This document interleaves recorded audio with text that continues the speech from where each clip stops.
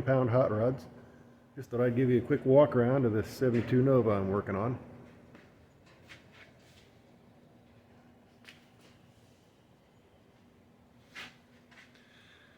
So come along and I'll show you where I'm at. As you can see, she's got mini tubs. The owner doesn't know it yet, but this piece came in. This is the trunk filler panel. We've been waiting on it, supply chain issues and other issues, but it's here and he's going to get a surprise. He's been waiting for this progress for a while. Also, it got some rust repair around this area in the window channel where they always rust out. That's all solid metal. A little bit of filler just to make it smooth. Not that you'll see it once the car is finished. But let me see if I can zoom in here because it likes to get blurry if I actually zoom in on it with my camera. This is the little factory style. Where's another one? Oh, I can't tell. Anyway, I've got these all the way around it. There's one. Here's another. Little rivets that hold the reveal molding clips on. I actually used the stud welder to put those on. A lot of people drill holes and put little sheet metal screws in there, but let me unzoom so you can see what's going on. So a lot of people drill holes and put sheet metal screws in there. They tend to leak and rust, and I mean, what's the point? Redid all that one time, you don't want to have to do it again. So I like to use the factory style studs. Now you'll notice here, I've got these bungee corded out of the way. These are the trunk hinges. I like to take the springs out of the trunk hinges whenever I'm doing any structural work. It just makes it easier. If they hang down and they're in your way, you can bungee cord them up out of the way. If they're up and they're in your way, you can simply take the bungee cord off and let them drop. So now I'm going to be putting the trunk on now that all this is done and welded in, ground down. I'm going to be putting the trunk back on it. First thing I have to do is install the trunk hinge springs. They are a bear to put on. They go in these little slots here and they connect over there. And it's easier if you leave the bungee cords on at this point, keep them up out of your way, because that's the position they have to be in when you install the springs. If they're hanging down, you're using one hand to lift the hinge and the other hand to try to install that. Those are really tight springs. So just make life easier on yourself and bungee cord these up out of your way. So this is done. The owner doesn't know about this either.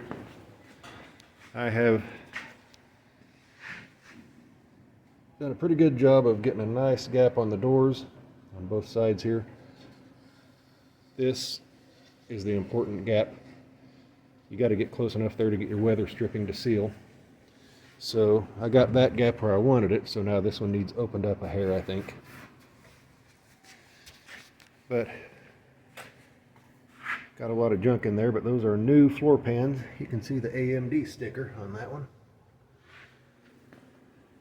In addition to the new floor and the mini tubs, I've got brand new wheelhouses. There's the mini tub side. New quarters on both sides. New tail light panel. It's a pretty new car now. It's like a brand new 72 Nova. New trunk pan as well. So, same work's been done. I got a little more finishing to do over here.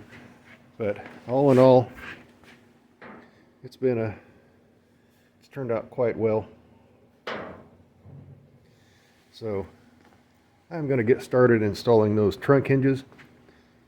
I'm 6'1", I'm 220 pounds. Once I get in that little trunk, there's no really good place to put a camera where I'm not going to kick it over. And I'm going to need both hands to put these springs on. So I'm going to stop you and I'll show you the progress after I get the hinge springs installed. Okay, as you can see, this one's on.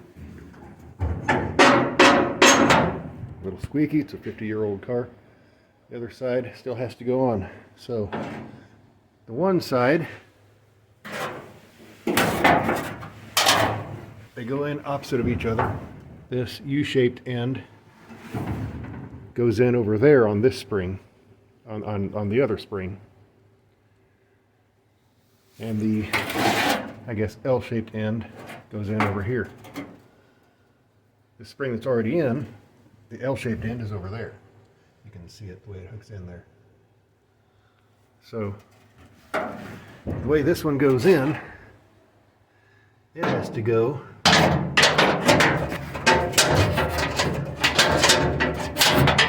a lot easier to do with two hands. It's got to go in front of the other spring. Actually behind it from our perspective, but towards the front of the car, in front of. Then we have to put this in here, and it twists up. You'll twist it all the way up to hook it in this little bracket, just like this. Again, I can't do it with one hand, so I'll stop here and show you the end result. And there we have it.